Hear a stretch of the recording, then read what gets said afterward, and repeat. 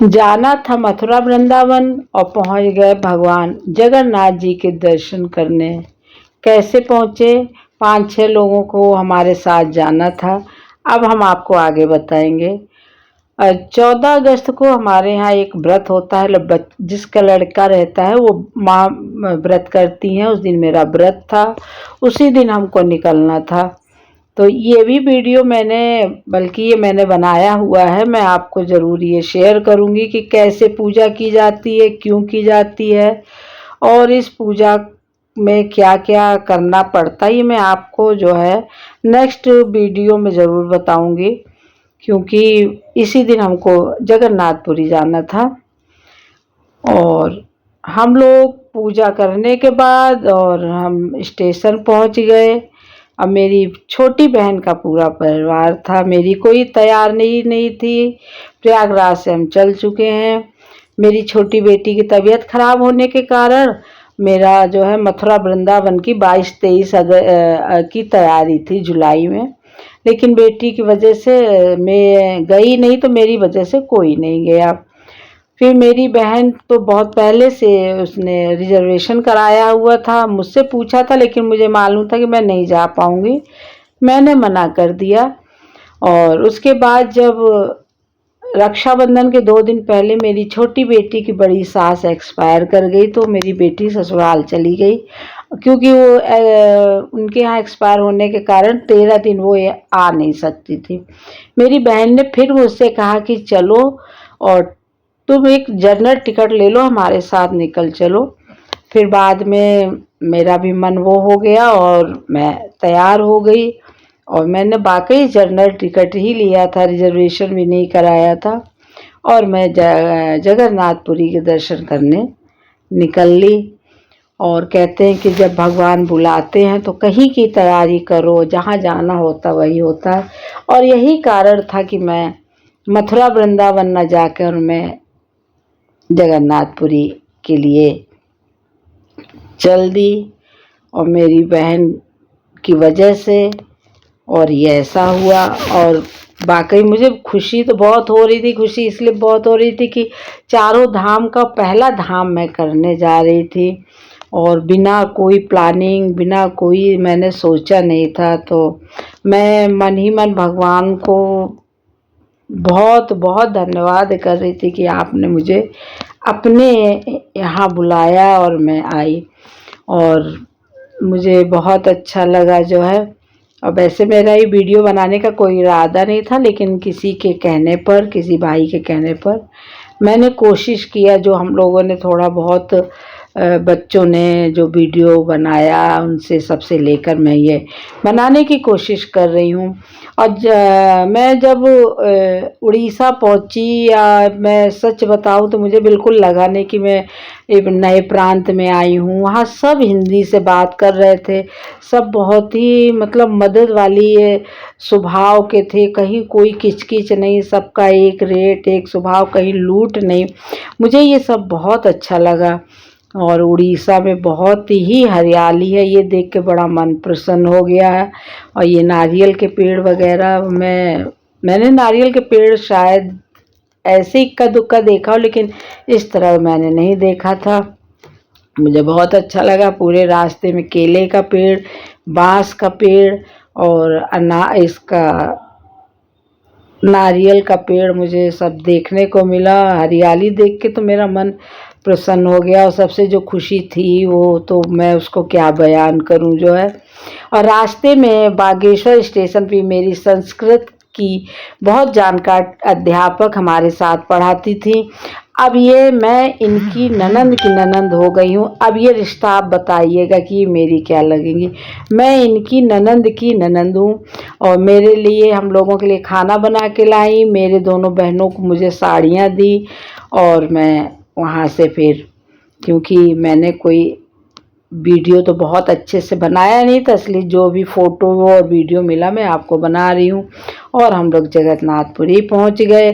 संजोग से उस दिन 15 अगस्त था, और उस दिन जन्माष्टमी थी। बहुत भीड़ थी, बहुत ज़्यादा भीड़ थी। भीड़ होने के कारण पहले तो घंटों में लाइन खड़े रहे। किसी तरह अंदर जब हम पहुँचे, ये ध्वजा देख के तो मेरा मन एकदम मैं क्या बयान करूं इन शब्दों से कि ये ध्वजा के बारे में मैंने सुना हुआ था कि हवा के विपरीत वहाँ पर ये ध्वजा मतलब रहती है। और ऐसे देखकर मन को इतनी खुशी मिल रही थी, दूर से देखते ही मेरा मन एकदम वो हो गया कि हे प्रभु, मुझे जो है आपने अपने दर पे बुलाया। ये तीनों रथ है जो रथ यात्रा में निकलते हैं, फिर ये साल भर रथ यात्रा रहती है, रथ यहाँ रहता है, फिर साल में नई जब रथ यात्रा चलती है फिर नया रथ यात्रा यहाँ आ जाता है।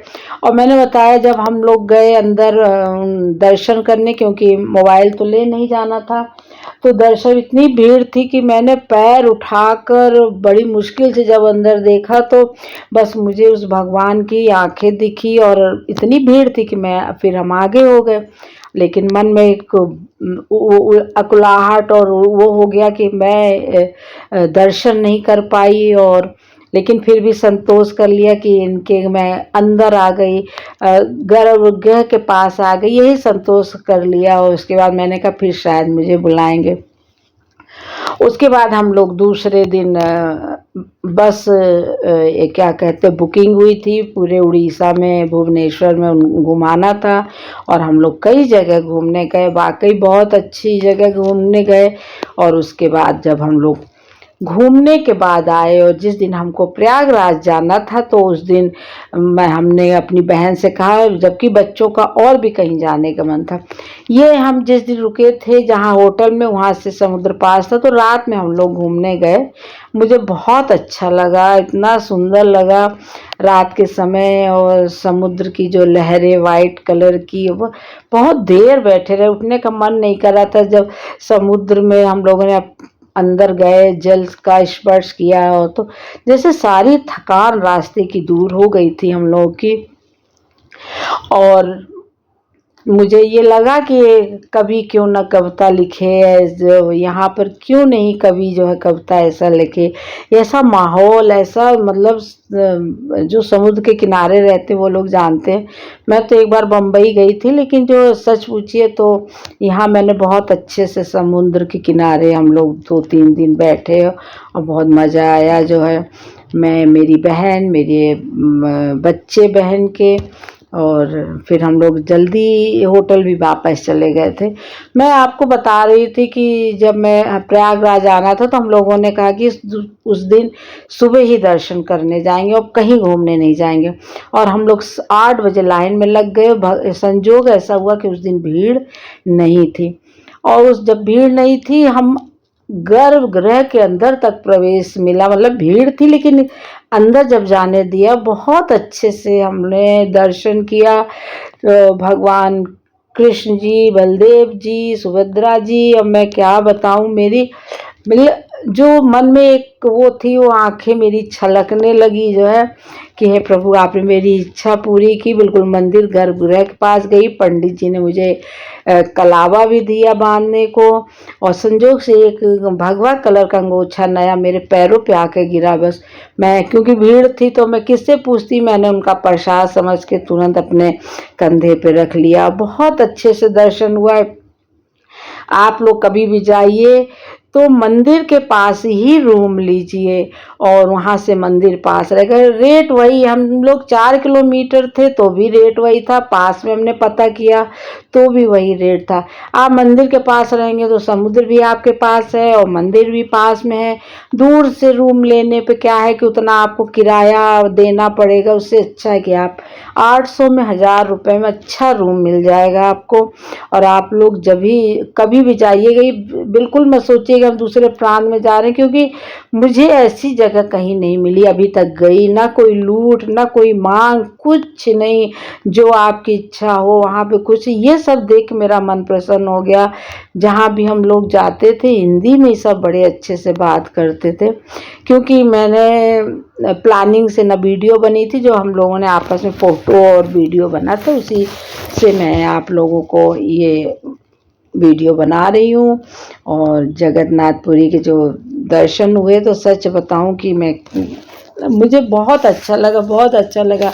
लेकिन जब हम घूमने गए तो जो लिंगराज मैंने मंदिर देखा तो मैं तो बिल्कुल पागल हो गई। वो स्थापत्य कला देख के मुझे तो लगा कि ज़रूर जो है विश्वकर्मा ने अपने हाथों से बनाया होगा। 108 मंदिर एक प्रांगण में, इतना विशाल मंदिर, इतना सुंदर, उसकी स्थापत्य कला उत्कृष्ट, उसके जो देख कर मेरा मन, मैं एकदम क्या बताऊं, अगर भारत में रहने वाले अगर लिंगराज मंदिर के न जाएं तो वो उनका बड़ा दुर्भाग्य होगा। मेरा भी था लेकिन भगवान की कृपा हुई, मैं गई। मैं और मंदिर साउथ के मैंने सुने कि बहुत अच्छे सुंदर मंदिर हैं, लेकिन जब मैंने पहली बार देखा तो मेरा मन खुश हो गया। आप लोग ज़रूर जाइएगा जो भी दर्शन करने, लेकिन लिंगराज मंदिर का ज़रूर दर्शन कीजिएगा। अब बहुत सस्ते में एक आदमी को 350 रुपये में एसी बस मिली और पूरे भुवनेश्वर 250 किलोमीटर उन्होंने घुमाया, और बहुत सस्ता, बहुत अच्छे से उन्होंने जो है हम लोगों को जो है कि मैं क्या बताऊं, ज़रूर जाइएगा। बोलिए एक बार फिर से, जय जगन्नाथ जी महाराज की जय। आइए, जगन्नाथ महाराज जी को जाने से पहले हम लोगों ने बहुत प्रणाम किया उनको, और उनसे कहा कि हमको फिर एक बार बुलाइएगा, और राधे राधे, जय सिया राम। इसी तरह मैं आपको अगले वीडियो में कहाँ कहाँ गई और कहाँ कहाँ घूमी उसका मैं आपका एक वीडियो और बनाऊंगी, लेकिन इसी तरह बनाऊंगी, कोई प्रॉपर वीडियो नहीं है। और फिर मैं नेक्स्ट वीडियो में आपसे मिलती हूँ। जय सिया राम, राधे राधे, जय जगन्नाथ महाराज की जय।